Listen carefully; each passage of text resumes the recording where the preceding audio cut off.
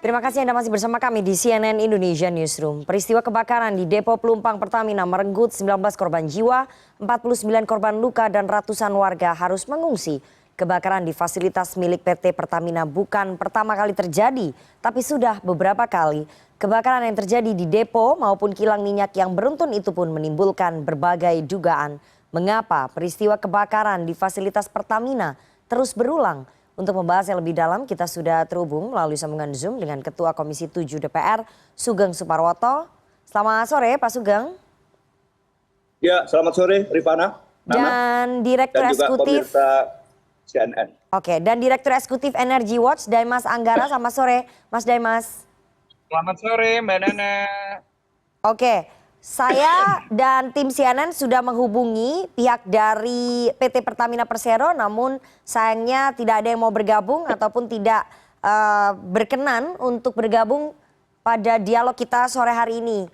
Tapi tidak apa-apa, kita lanjutkan saja. Saya mau ke DPR sebagai mitra kerjanya BUMN dan juga Pertamina. Pak Sugeng, kebakaran kembali terjadi di fasilitas Pertamina Depo Pelumpang. Nah, ini sebagai mitra kerjanya Pertamina, bagaimana kemudian DPR mengevaluasi peristiwa ini, Pak? Iya, jadi berkali-kali ya bahwa Komisi 7 berkaitan dengan berbagai peristiwa kebakaran yang beruntun waktu itu ya sejak kasus di Balongan Cirebon, juga lantas tidak lama kemudian di Cilacap, bahkan berulang lagi di Cilacap, maka memang kita Komisi 7 sangat concern betul terhadap hal-hal ini.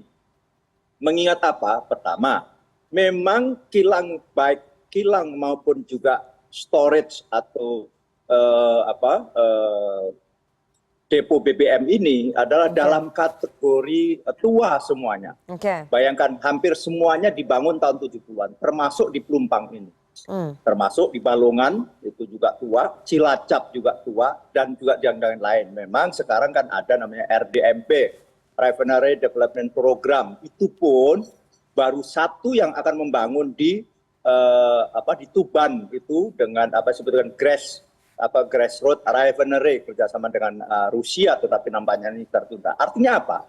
Bahwa fasilitas infrastruktur BBM kita baik dalam konteks pengolahan maupun storage maupun juga distribusi dalam bentuk pipa ini dalam kategori sudah tua. Sehingga waktu itu kami sepakat untuk mengaudit ulang secara keseluruhan.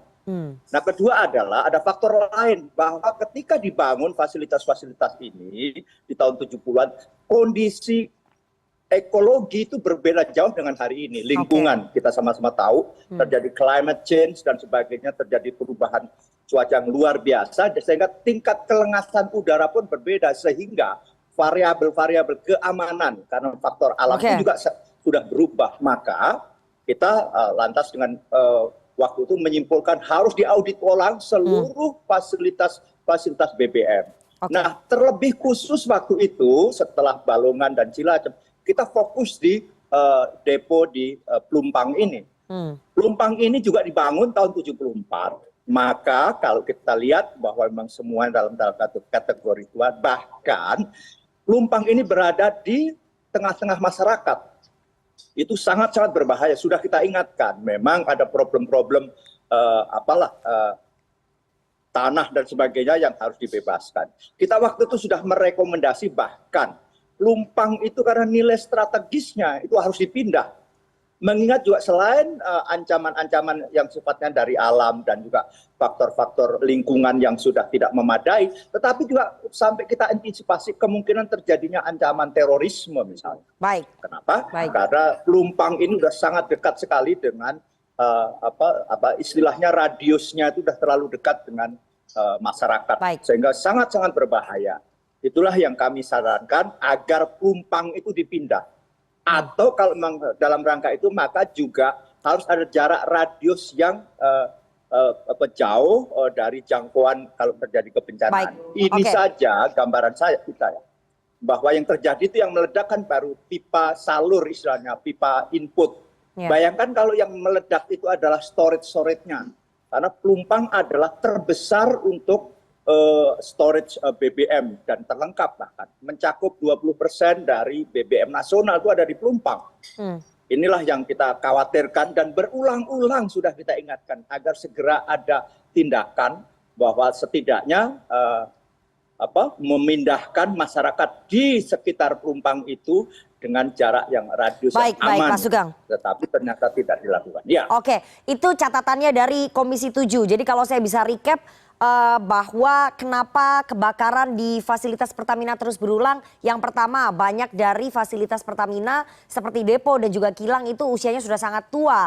Kemudian ada faktor ekologi ataupun perubahan lingkungan yang mungkin tidak diperhitungkan oleh pihak PT Pertamina. Tapi saya ingin tanya, Pak Sugeng, dari Komisi 7 ataupun dari DPR melihat bagaimana sebetulnya sistem keamanan yang sudah diterapkan oleh Pertamina. Apakah menurut DPR Pertamina ini cenderung seperti tidak begitu memperhatikan soal sistem keamanan? Khusus untuk Pelumpang jelas saya simpulkan iya. Sekali lagi karena apa? Ada jarak rasio yang itu sudah menjadi protap biasa. Seluruh fasilitas BBM itu, fasilitas migas itu ada jarak rasio antara rumah penduduk dengan fasilitas tersebut. Dan itu tidak terpenuhi untuk kasus di Pelumpang. Itu jelas. Dan itu menjadi evaluasi kita berkali-kali, sekali lagi saya sebutkan di forum ini. Berkali-kali kita mengingatkan tingkat masifikasi bahayanya. Selain di Pelumpang sebetulnya ada beberapa kebakaran di fasilitas Pertamina yang lain yang soal sistem keamanan juga disoroti ya.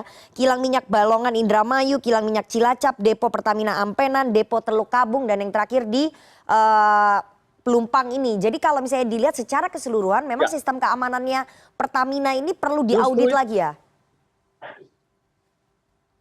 Persis sekali, justru itu yang kita usulkan karena berbagai faktor atau variabel-variabel ancamannya itu jadi bertambah karena faktor misalnya climate change dan sebagainya, faktor lingkungan alam, maka harus diaudit kembali.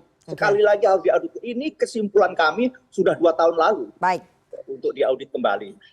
Itulah yang kami lakukan untuk bagaimana mencegah terjadinya bencana-bencana semacam ini yang kita bisa mitigasi sedemikian rupa dari awal. Misalnya potensi sambaran petir dan sebagainya. Ini semuanya sebetulnya ada protapnya.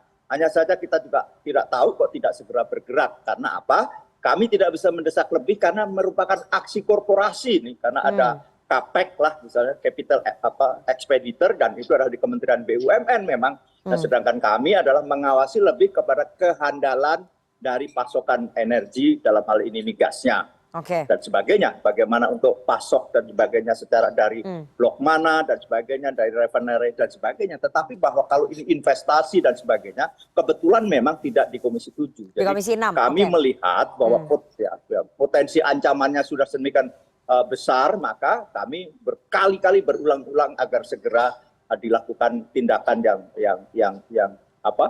real di lapangan. Gitu. Oke, saya mau ke Mas Demas. Khusus untuk di Pelumpang. Oke, saya mau ke Mas Demas. Mas Demas dari Energy Watch melihat ini dalam kurun waktu 2021, 2022, paling tidak kalau kita lihat ada 5 kali kebakaran di fasilitas PT Pertamina Persero. Kejadian kebakaran yang terus berulang. Apakah kemudian dari Energy Watch juga melihat bahwa Pertamina tidak serius membenahi sistem pengamanannya di beberapa fasilitasnya itu? Iya, Mbak Nana, kalau kami dari Energy Watch melihat bahwa prosedur pengamanan dan juga penilaian resiko itu sudah menjadi kewajiban Pertamina ya. Namun dari sini kita perlu melihat juga bagaimana implementasinya. Untuk audit sudah tentu dalam tempo 3 bulan, 6 bulan itu selalu dilakukan audit. Namun kita perlu melihat ada aspek-aspek apa saja, makanya ini kita perlu menunggu hasil investigasi dari tim gabungan. Seperti itu Mbak Nana. Oke, tapi kalau dari hasil investigasi tim gabungan kan masih agak lama ya Mas Demas. Tapi kalau dilihat kita tarik ke belakang ada beberapa peristiwa kebakaran yang terus berulang sampai yang terbesar kali ini di depo Pelumpang. Apakah Energy Watch tidak melihat bahwa ada sistem yang salah di sini, ada SOP yang tidak diterapkan di sini, ada sistem keamanan yang perlu diaudit, perlu diinvestigasi oleh PT Pertamina, perlu diperbaiki? Tentu saja kami melihat ada yang perlu diperbaiki, terutama mengenai penilaian resiko dan juga mitigasi bencana. Ketika misalnya memang depo Pelumpang ini memiliki potensi bahaya berupa kebakaran atau ledakan, maka inilah yang perlu dilihat, dievaluasi, dan juga bagaimana implementasi baik itu dari sarana prasarana, infrastruktur, ataupun dari sumber daya manusia, atau bahkan dari lingkungan. Karena kita melihat potensi bahaya ini tidak hanya dari satu aspek aja, tapi dari berbagai aspek. Salah satunya tadi Pak Sugeng mungkin sudah membahas mengenai radius radiasi panas yang disebabkan oleh bahaya kebakaran. Ini yang perlu diantisipasi dengan mitigasi bahaya yang memang lebih baik dari Pertamina. Oke, baik. Pak Sugeng, selain membenahi soal sistem pengamanan dan juga SOP-nya ya, apa yang harus dilakukan Pertamina untuk mitigasi supaya tidak terjadi lagi kebakaran di fasilitas lainnya? Karena ini sangat berbahaya sekali kalau kita lihat dalam kurun waktu 2 tahun ada sampai 5 kali kebakaran di fasilitasnya Pertamina. Langkah pertama adalah satu, jauhkan dengan radius yang ideal antara pemukiman dengan fasilitas migas ini. Kenapa? Karena tidak hanya kebakaran saja, kemungkinan terjadinya misalnya gas-gas tertentu yang membahayakan masyarakat bisa juga terjadi. Itu ada semuanya rasionya. Kedua adalah secara teknikal memang harus juga memenuhi SOP yang benar. Misalnya apa? Bahwa fasilitas migas itu harus dikelilingi oleh ada semacam parit besar, semacam sungai atau pond itu untuk menampung air. Jadi kalau terjadi apa-apa itu mudah katakanlah mendapatkan air dan sebagainya kalau terjadi blow up atau terjadi kebakaran. Ini kan tidak, banyak fasilitas yang tidak. Ketiga adalah seperti tadi, mitigasi sedemikian rupa. Sekarang juga harus diputuskan. Bahaya ancaman utama pertama itu apa? Misalnya kita dengar ya berkali-kali adalah alasan petir. Ya sudah, kalau memang itu adalah petir, maka harus sedemikian rupa, kalau perlu dilipat gandakan lah gitu loh penangkal petir itu, baik yang secara jumlah maupun dari sisi kualitasnya, dari sisi kuantitatif maupun kualitatifnya. Saya kira tidak bisa main-main. Kenapa? Kalau terjadi blow up, terjadi kebakaran atau apapun namanya, itu juga cost-nya luar biasa tinggi. Tidak sekedar cost dari sisi ekonomi, tapi juga hari ini misalnya human cost-nya luar biasa tinggi. Sekian meninggal dunia ini harus ada yang bertanggung jawab. Catat tuh Rina, nggak boleh sekedar orang ini lantas ini sudah. Tidak, harus ada yang bertanggung jawab. Ini harus diusut tuntas siapa yang bertanggung jawab, harus sampai tingkat itu. Supaya apa? Bangsa ini adalah dibiasakan dengan hal-hal sifatnya presisi, apalagi menyangkut tentang keselamatan jiwa manusia. Soal bertanggung jawab nanti saya akan bahas lebih lanjut ya, tapi intinya Pak Sugeng ingin mengatakan bahwa harus ada yang bertanggung jawab supaya memberikan efek jera. Supaya kejadian ini tidak berulang. Tapi soal siapa yang bertanggung jawab nanti saya akan bahas di belakang. Saya mau ke Mas Daimas dulu. Mas Daimas, dengan adanya peristiwa kebakaran yang terus berulang di fasilitas Pertamina ini, apakah memang akan menurunkan kredibilitas Pertamina di mata investor? Ini kan kredibilitas Pertamina akan dipertanyakan. Kenapa dalam kurun waktu 2 tahun banyak sekali kebakaran yang terjadi di fasilitasnya? Tentu saja karena memang ini menjadi sebuah pencapaian zero insiden atau accident terhadap suatu perusahaan, itu menjadi sebuah nilai yang dilihat oleh investor ya, Mbak Nana. Namun saya di sini melihat ada beberapa aspek yang memang kita tidak bisa menyalahkan Pertamina saja. Namun area tersebut kita perlu melihat rencana tata ruang wilayah yang memang sudah diset ketika depo pelumpang itu dibangun di sana di tahun 70-an. Kita harus melihat bagaimana masyarakat bisa bermukim di sana, apakah itu memang sudah ada izinnya atau seperti apa. Karena menurut informasi yang saya dapat ketika kepemimpinan Pak Mulyadi, Wali Kota Jakarta Utara pada saat itu bahkan tidak menerbitkan KTP ketika masyarakat yang memang bermukim di area depo pelumpang. Nah, ini makanya kita juga perlu melihat aspek selain Pertamina, tapi siapa lagi yang memang dapat bertanggung jawab atas kecelakaan atau musibah yang terjadi pada Sabtu malam lalu. Oke, maksud Anda gimana? Apakah kemudian warga tidak berhak tinggal di situ? Jadi harusnya direlokasi dan pemerintah daerahnya tidak harusnya memberikan izin untuk warga tinggal di situ. Arahnya ke situ, Mas Daimas. Betul. Kalau kami dari Energy Watch melihat memang masyarakat perlu direlokasi. Karena memang secara awal rencana tata ruang wilayah yang memang diset ketika depo pelumpang dibangun itu bukan wilayah untuk permukiman. Seperti itu, Mbak Nana. Oke, tapi kan untuk merelokasi warga itu kan butuh waktu. Nah, di tengah kesiapan untuk merelokasi warga, apakah tidak sebaiknya Pertamina mempersiapkan SOP pengamanannya ya? sistem pengamanannya harusnya kan diperketat karena sudah tahu di lingkungan situ tidak ada buffer zone-nya, kemudian terlalu dekat dengan pemukiman, harusnya kan diproteksinya lebih kuat lagi, lebih ketat lagi soal sistem pengamanannya. Penangkal petirnya harusnya lebih banyak lagi. Itu yang tadi disebutkan oleh Pak Sugeng. Betul Mbak Nana. Betul Mbak Nana, ini sebagai faktor internal dan juga eksternal. Kita bisa melihat dari tayangan video udara bagaimana ada jarak antara tangki dan juga pagar. Namun dari pagar hingga ke permukiman itu hampir tidak ada jarak, hanya 1 sampai 2 meter saja. Ini juga membuktikan bahwa adanya ketidaktegasan baik itu dari pemerintah daerah yang memang memberikan izin untuk masyarakat bermukim di sana, dan juga Pertamina tidak dapat mengomunikasikan mengenai potensi bahaya yang terjadi di area depo pelumpang. Seperti itu Mbak Nana. Kita tidak fokus ya ke persoalan itu, yang kita soroti adalah kebakaran yang terus berulang di fasilitas milik Pertamina. Artinya bukan hanya di depo pelumpang tapi di banyak tempat seperti yang tadi saya sebutkan. Artinya kan memang ada yang harus dievaluasi dari sistem pengamanannya di fasilitas Pertamina, Mas Demas. Tentu saja Mbak Nana, perbaikan itu perlu, terutama di penilaian resiko dan juga mitigasi bencana. Kita tidak hanya berbicara mengenai kebakaran, tapi resiko-resiko yang lain yang memang bisa timbul akibat material-material yang memang seperti bahan bakar minyak ataupun bahan petrokimia atau bahan berbahaya yang lainnya. Nah, hal ini memang perlu dilihat lagi bagaimana prosedur yang memang sudah disiapkan dan juga bagaimana implementasi yang terjadi di lapangan. Nah, ini perlu audit baik dari internal ataupun eksternal supaya kita bisa melihat bagaimana kenyataannya yang ada di lapangan seperti itu. Oke, Pak Sugeng, kalau tadi Mas Demas menyoroti soal posisi ataupun lokasi pemukiman warga ya. Kalau kita tidak fokus ke situ ya, bahwa saat ini warga sedang berduka, banyak korban yang jatuh dari sisi warga. Kalau misalnya Pertamina sejak awal tahu susah untuk merelokasi warga, harusnya sistem pengamanannya di internal Pertamina sendiri diperketat kan? Ya, betul. Ya, betul sekali. Jadi begini, dalam hal fasilitas migas ini dengan berbagai risiko yang ditimbulkan itu sudah ada semacam protapnya. Jadi bahwa jarak rasionya berapa dan sebagainya. Nah, kita harus track di situ.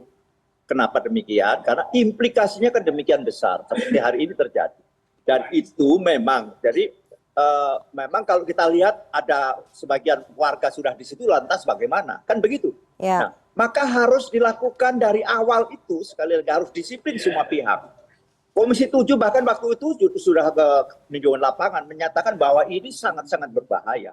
Menunjuk dekat situ kan misalnya ada tangki timbun, itu 6 juta liter kurang lebih itu, 6.000 kiloliter.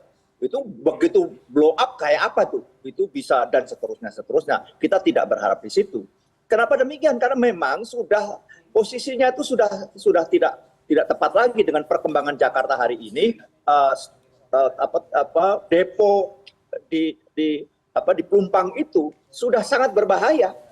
Sekali lagi sudah sangat berbahaya. Karena apa? Karena sekali lagi perkembangan masyarakat yang sudah demikian, mungkin dulu tata ruangnya katakanlah ketika dibangun tahun 77 situ memang masih daerah kosong dan sebagainya. Maka ada 2 hal yang harus kita lakukan segera tadi. Pertama adalah perketat pengamanannya.